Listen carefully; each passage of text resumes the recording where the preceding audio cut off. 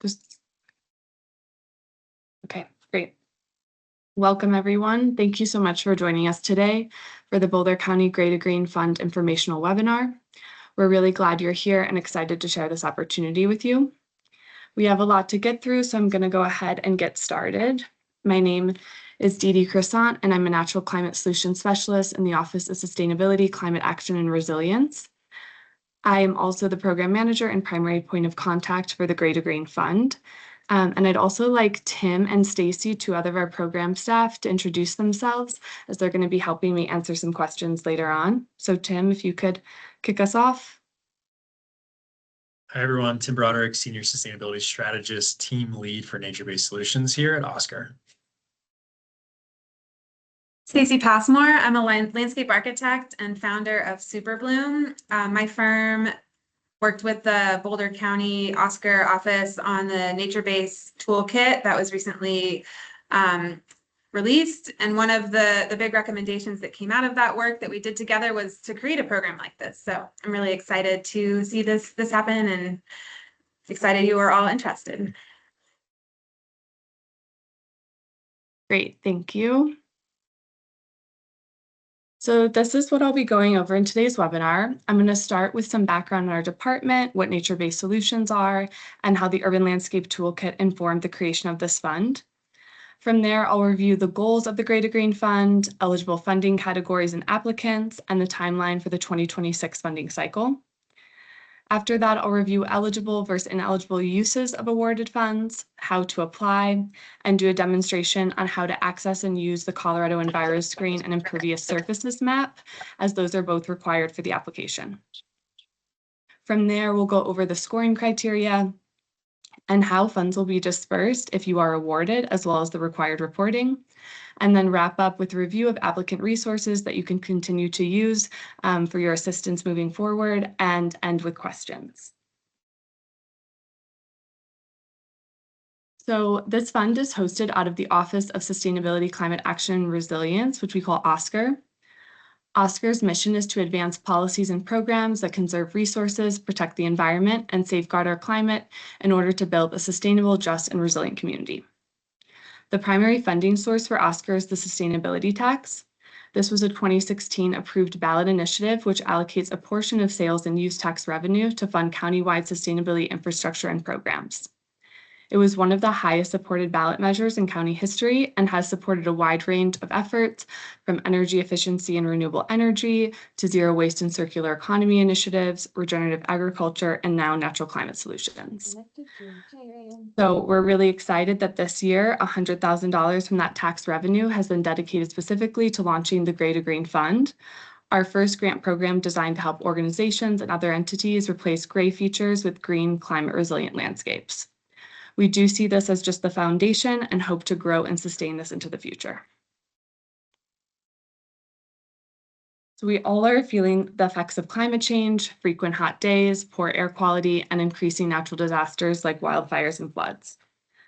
Boulder County and Oscar are taking steps to address this by reducing emissions, removing carbon, and helping communities adapt. We see nature-based solutions as one of our key adaptation and resilience strategies. Nature-based solutions leverage natural resources like vegetation, soils, and watersheds.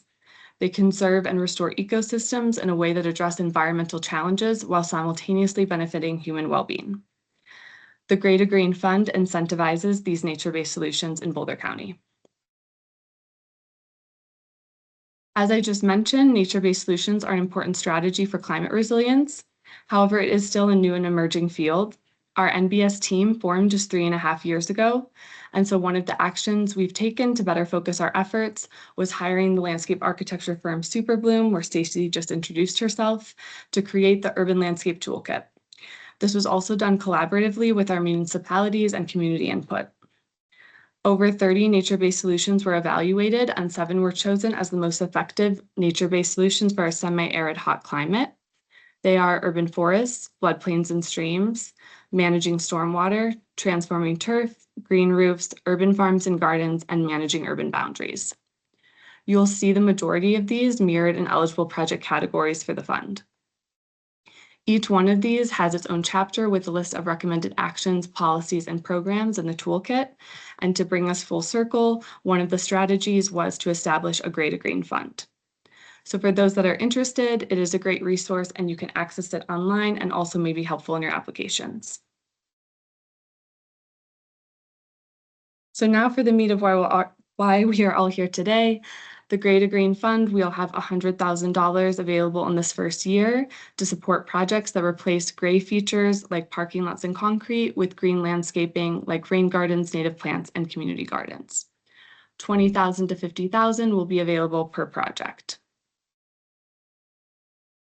The goals of the fund are to reduce impervious surfaces and non-functional turf in Boulder County.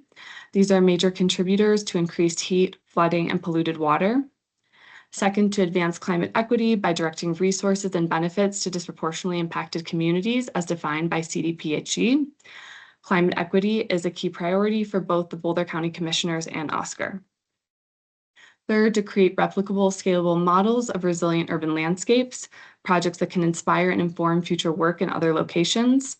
And finally, to support ecological performance by improving stormwater management, water infiltration, carbon sequestration, cleaner air, biodiversity, and urban cooling in all our cities. This is a list of the project categories for funding. We have green roofs, rain gardens and bioswales, converting non-functional or artificial turf to native landscapes, Miyawaki or microforest, urban agriculture, and impervious to pervious surfaces. In a moment, I will go through these with a bit more detail, but I also just want to highlight that you can combine multiple categories within an application. Eligible applicants, funding is available to municipalities, businesses, nonprofit organizations, schools, and homeowner associations. Applicants must be a formally registered entity. So for projects at multifamily communities or manufactured home parks that are not an HOA, they would still be able to participate. They would just need to partner with an eligible organization and have them apply on their behalf. Business applicants must have been in operation for at least 1 year, and projects located on private single-family residential properties are not eligible. Public, private, and intergovernmental partnerships are encouraged. If you do decide to do a partnership in your application, this is how it would work. One must serve as the lead applicant. The lead applicant must be an eligible organization and will be responsible for submitting the application, serving as the main point of contact, and if awarded, entering into the funding agreement with Boulder County. The project does not need to be located at the lead applicant's property or facility, but the lead applicant must have the necessary permissions to carry out the work. The lead applicant will be legally and financially responsible for all grant requirements, including reporting and invoicing. Partner organizations may assist with project design, outreach, or implementation, but just won't have that direct contract with Boulder County. Partners will receive funds through a subcontract or agreement with the lead applicant, and all partners should be clearly identified in the application with defined roles and responsibilities. So now I'm going to give a brief summary of each of the funding categories. There's more information on each category in the application packet, along with links to helpful resources for each option. Green roofs are vegetated rooftop systems that help reduce heat, manage stormwater, and add ecological value, especially in places where ground level vegetation is limited. They typically consist of a waterproofing layer, soil or growing medium, drainage components, and plant species selected for Colorado's semi-arid climate. For this fund, green roof projects will be prioritized in city centers where urban heat island is the greatest, and we're less interested in prioritizing them in our mountain or heavy wildfire risk areas. Example projects are retrofitting a parking garage with a green roof to cool surrounding areas and reduce runoff, or implementing a green roof on a new construction multifamily building.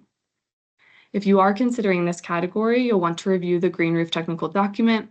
This can be found on the website and in the application packet, and provides guidance on structural requirements, fire and building codes, plant selection, maintenance considerations, and overall design best practices. Rain gardens and bioswales are landscaped areas used to slow, collect, and/or filter stormwater. They improve water quality and reduce flood risks. A rain garden is typically a shallow planted basin that captures stormwater and allows it to infiltrate naturally, where a bioswale is a linear channel that conveys stormwater from one place to another while providing filtering and retention along the way. These features can be especially effective along roads, parking lots, property edges, school campuses, or any area that experiences pooling or runoff during storms. Some example projects are creating a rain garden in a shared outdoor area of an HOA property that experiences pooling water, or installing a bioswale along a roadway.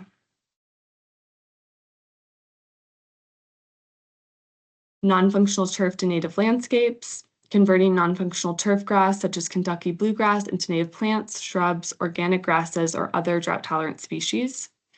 Transitioning away from artificial turf is also eligible. Native landscapes require significantly less irrigation, support pollinators, increase biodiversity, and improve the ecological value of areas that were previously mostly ornamental.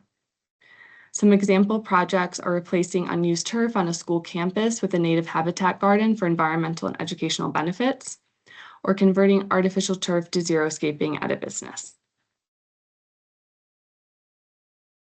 Miyawaki are microforests. These are small, densely planted areas of native trees and shrubs, usually under an acre, that mimic natural ecosystems. Microforests can grow up to 10 times faster than conventional urban forestry planting.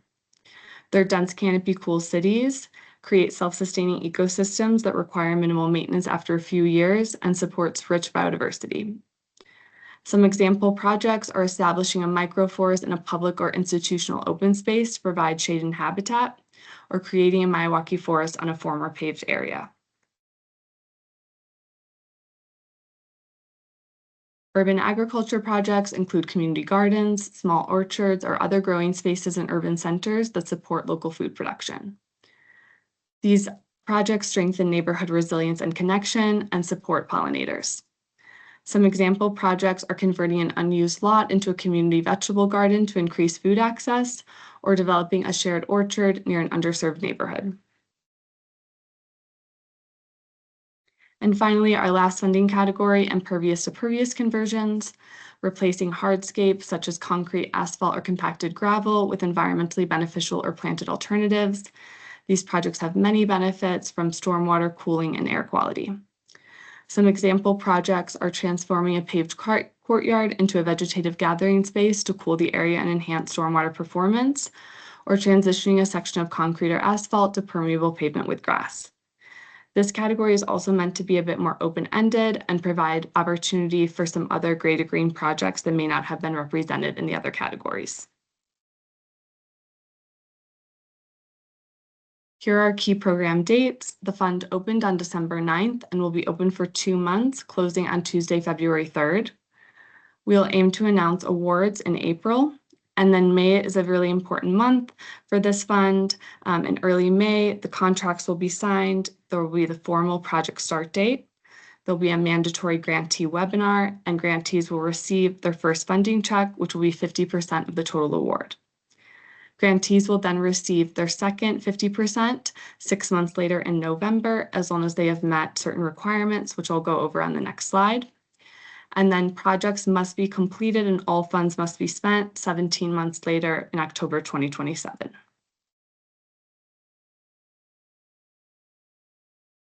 Awarded grantees will be under a contract with the county via funding agreement. And the way that grantees will receive that second 50% is by providing a 500-word progress summary, doing a 30-minute check-in with the Gray to Green program manager, providing a line item expense report, and submission of an invoice requesting the remaining 50% disbursement. The county has a right to request invoices and supporting documentation if needed. And following the 16th month award period, the grantee is required to turn in a final summary report of the project and complete a walkthrough of the project site.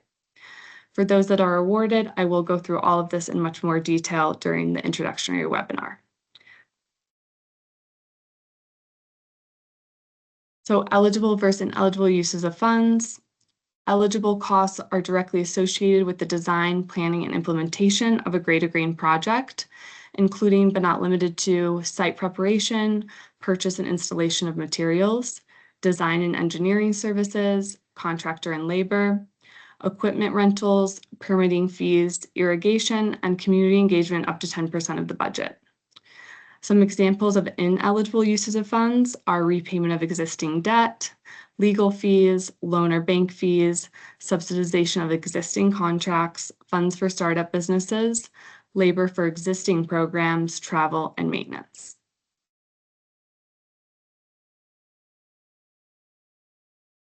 So how you will apply is by visiting the Gray to Green Fund webpage. You'll click on Application Form, which is on the right of that webpage, and submit your application by February 3rd at 11:59 p.m. Just to note, the application form does not save your progress, so we recommend drafting your answers first in a separate Word document. Also, just to note, letters of support will not be accepted, and the only attachment permitted is an optional sketch or diagram of the proposed project layout. There's about 25 questions, and you're able to go start those anytime and see them in detail.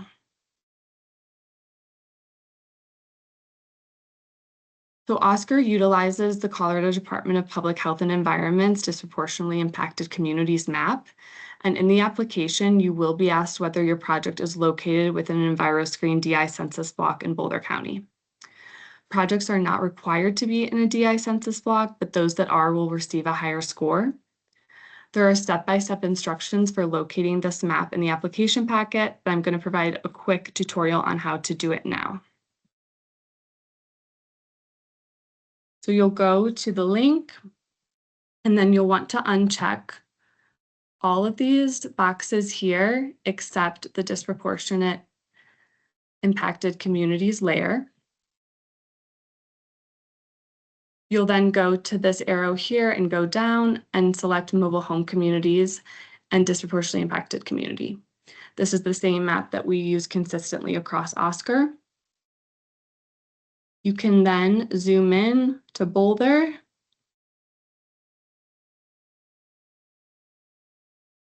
And any area highlighted on the map is considered a disproportionately impacted community, and the pink dots are our mobile home communities. And if you keep zooming in, you will start to see street names, and you can manually see if your project is there, or you are also able to type in your address right here. So we can do an example of just the county courthouse.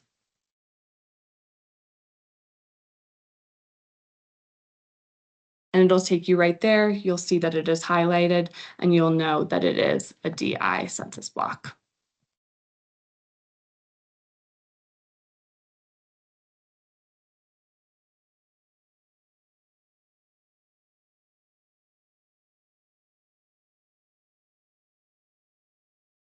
So impervious surfaces include rooftops, buildings, parking lots, and other hard materials that do not allow water to infiltrate into the ground.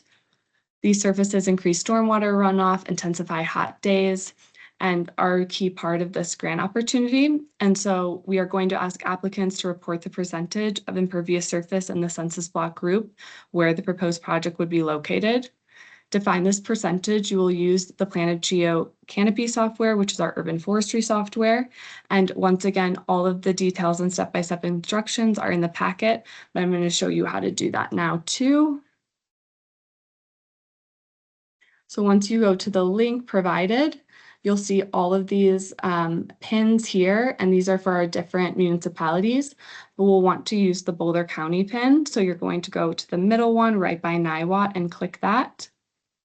You'll then click on Canopy. From there, you'll do Launch View Tool. You'll want to keep census block groups and urban tree canopy and just change the type of land cover. Select impervious percentage. And then you can go over and scroll, and you will see the last line item there, impervious percentage, 52%, and that is what you would put in the application. And once again, you can zoom in and you'll start to see different street names and see manually if you what census block you are in, or you can go to the globe right here and type in an address.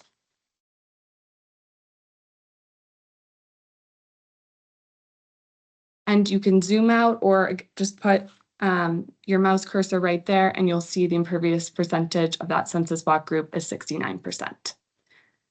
I do also just want to note that this is not representative of the entire county, as this study only did our urbanized areas. So if you are doing a project in Boulder County, but outside of these boundaries, for example, in Netherland, you would just write in NA into that application question.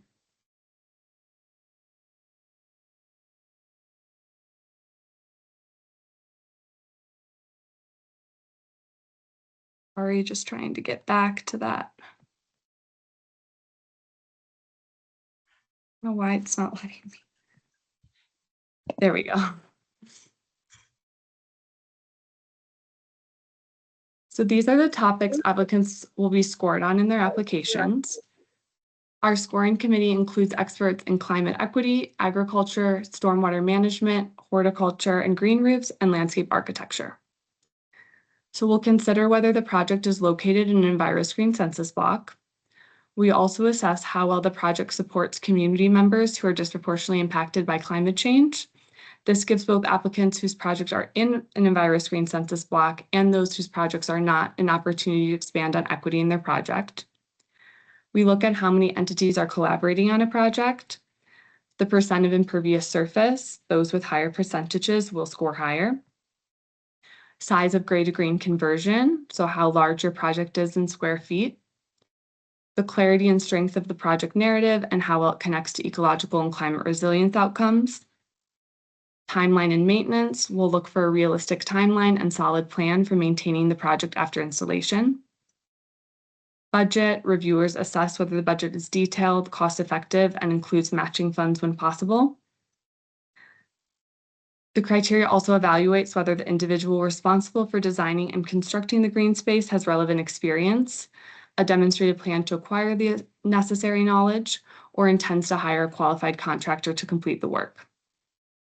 And finally, proposals will also be reviewed to ensure the proposed plant list is appropriate for the site conditions and incorporates drought and fire resilient species as applicable. You also please can review any of these applicant resources. While this slide deck does have a lot of details, honestly, the website and instruction packet have more. So I do encourage you to still read through those resources. We also have a question and answer document, the FAQ, the green roof technical document for those that are applying in the green roof category, the urban landscape toolkit, and this webinar will be posted afterwards. If you do still have questions after that or after today's webinar, you are welcome to email me with that email address there. And that is all. So we can now move into questions. Yeah, there's a couple in the chat, Dee Dee. One you answered already, which is, will we be posting this online? Yes, and that will be posted on the Gray to Green webpage. I could put that link in the chat as well. First, we had a question content-wise from Colleen, who said, can you talk about how the Gray to Green initiative coordinates Boulder's wildfire mitigation / defensible space landscaping programs? Is there a shared playbook? Tim provided some answers in the chat, so Tim, I don't know if you want to speak up here or have Dee Dee answer first. I think Dee Dee's better suited. Everything I would say is in the chat. Okay, let me just open that. I can't see. Let me see if I can see the Yeah, I can copy it past to questions. the chat. Yeah. Oh yeah, I see now. It's in the Q&A and not in the chat. Mm-hmm. So I would say that we had those 7 categories in the urban landscape toolkit, and the one that relates to that the most is the managing urban boundaries chapter. And that is not one that is explicitly in the Gray to Green fund. And so I would say that is more representative in the urban landscape toolkit, but for the actual Gray to Green fund, wildfire resilience and defensible space will be considered on a project by project basis as needed. Cool. I have a couple more questions in the chat now. One one question is from Rebecca. I am on my condo's board of directors, but I do not control the invoicing. Does our property manager or treasurer need to be the one who applies? I'm trying to see the question again, but I can't. This is back Sorry. in the chat. Oh, back in Sorry. the chat. Okay, it's okay. We're getting questions in both Q&A and chat, which I think is fine, as long as you're cool going back and forth. Dee Dee. Yeah, no, that's fine.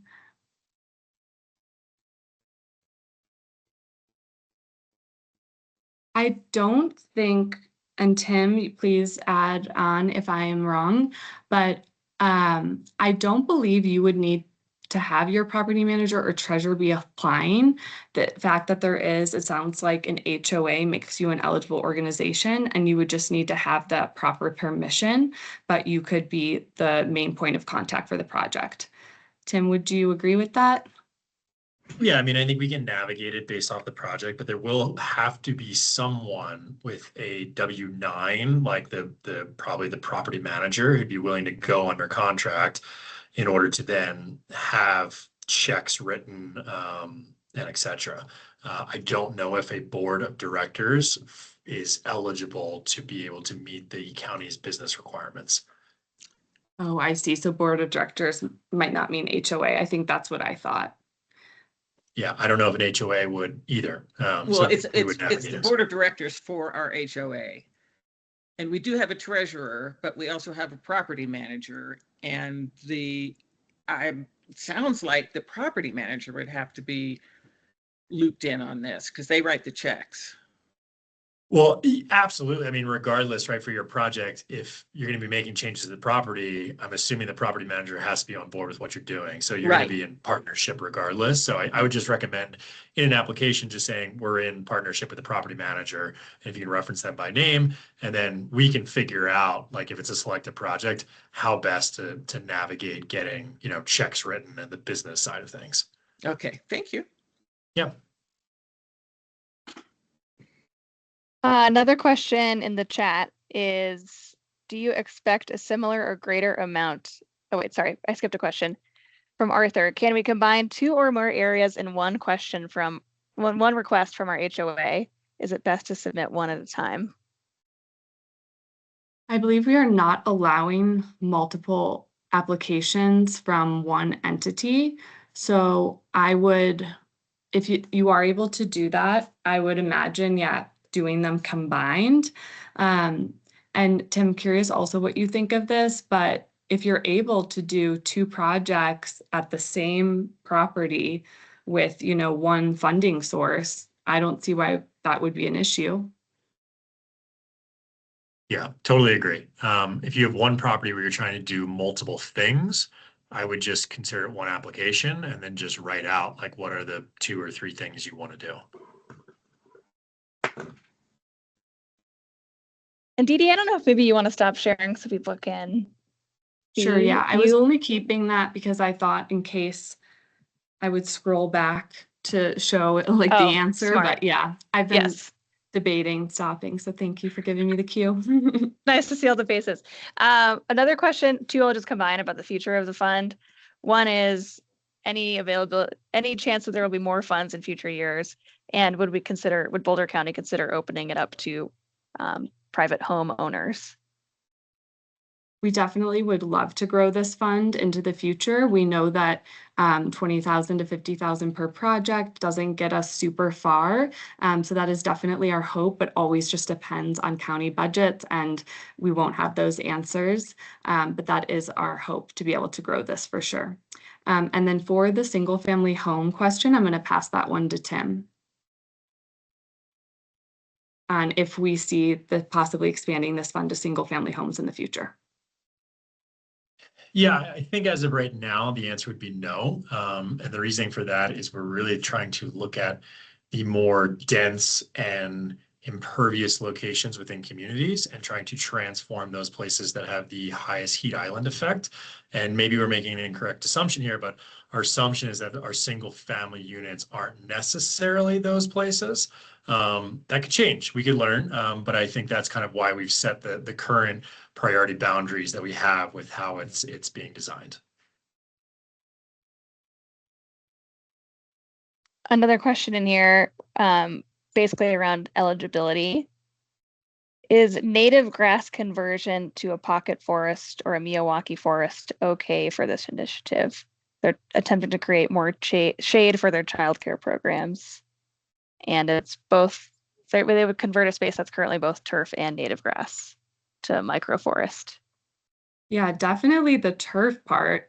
Tim, what do you think? Like native grass? I mean, I think it's always about enhancing the landscape and taking it one step further.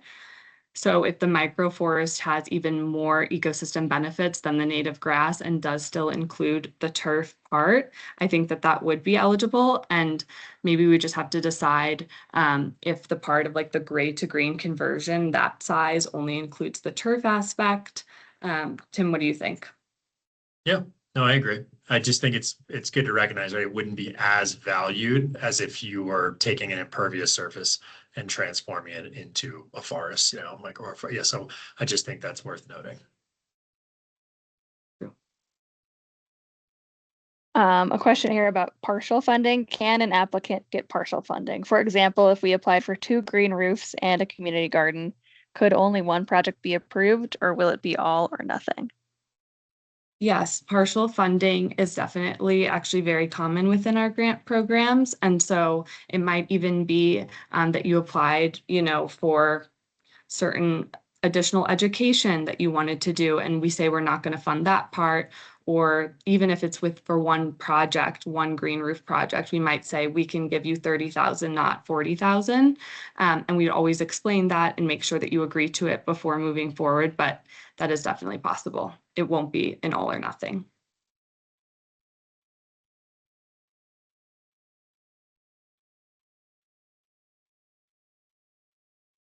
Another question here, is there a match requirement? There is not a match requirement. However, if you are able to provide matching funds, that will score you slightly higher on the application.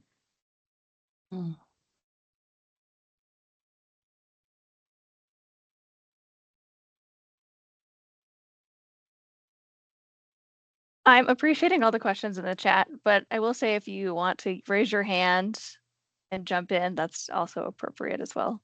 You all are being great webinar participants. Okay, Kelly, thanks for taking me up on the offer.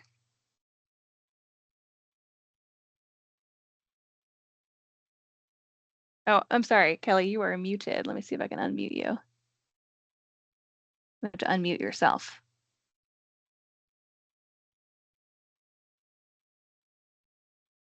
Oh, sorry, you might just have to put it in the chat after all.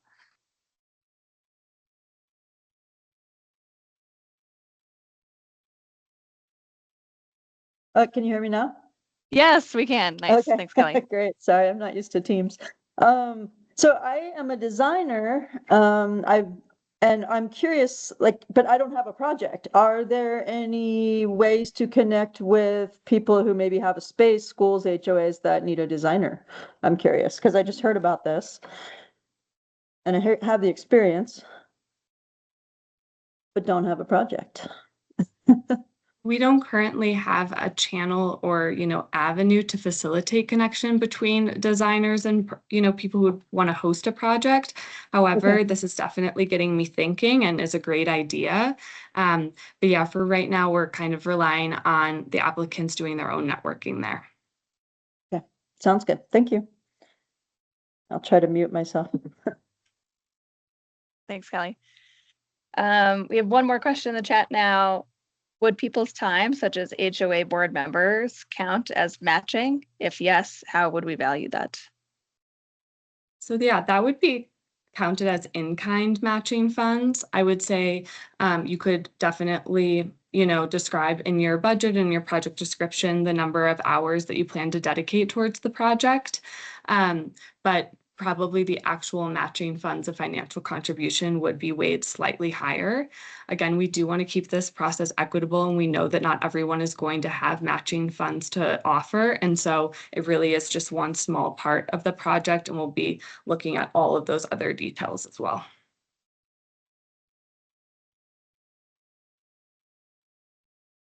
Ita, do you want to come off mute and share your question? Yeah.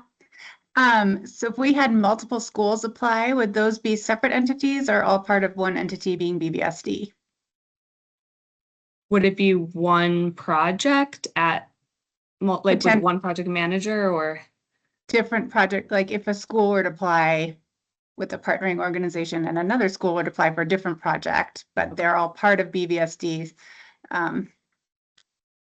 Yeah, those would be that- separate yeah, applications. Those would be separate applications. And that would be okay. It wouldn't be considered the same entity applying for multiple sites. I don't think so. I think a Mhm. school district is not considered, the same entity as long as there's different schools within it.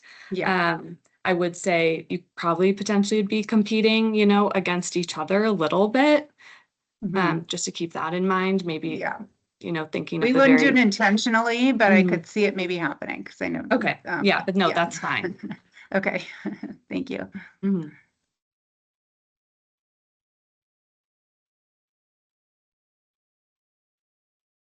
Let's see who was first.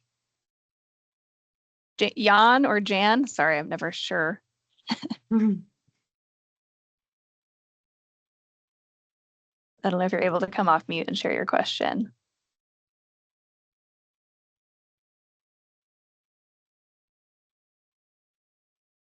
Jan Chu or Jan Chu?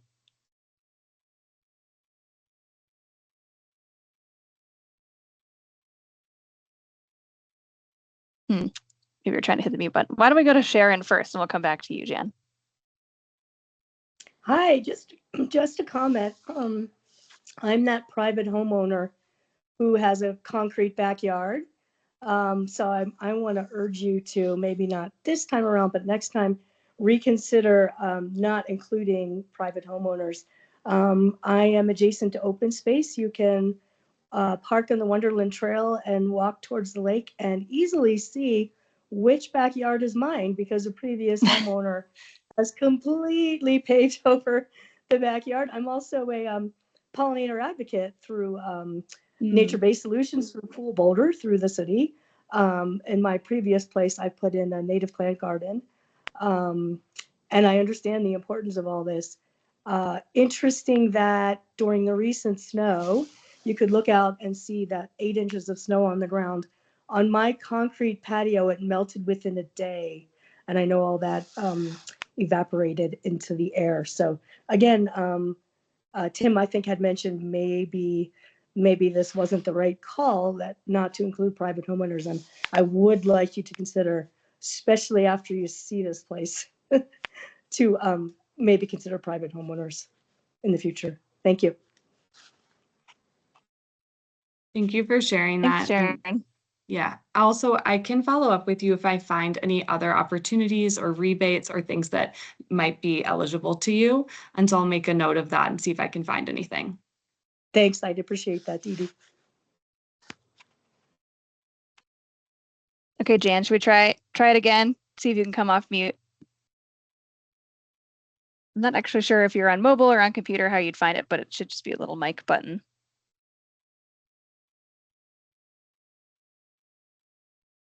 Or you're more than welcome to put your question in the chat.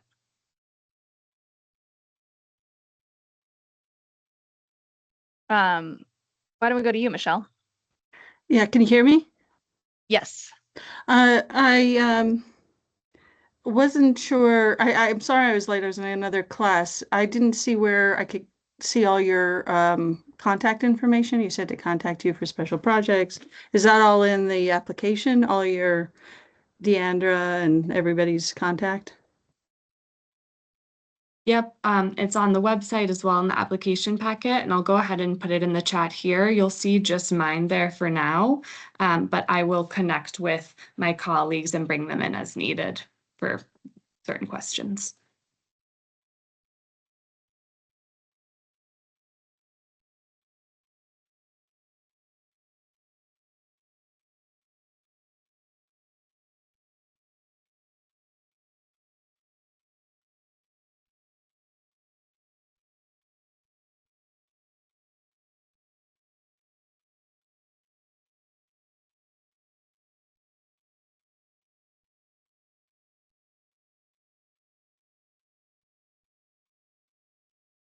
maybe that's a nice place to end, Dee Dee, if there's no more questions.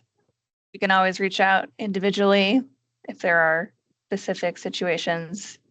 But we will make a point to post this as soon as possible, so definitely by the end of the week. And still got some time to get your applications in February 3rd. But any closing remarks, Dee Dee or Tim? Yeah, just thank you so much for joining and your enthusiasm and curiosity with this. And I'm really excited to see what applications we get. So yeah, thank you. Have a good day, everyone. Bye. Yeah.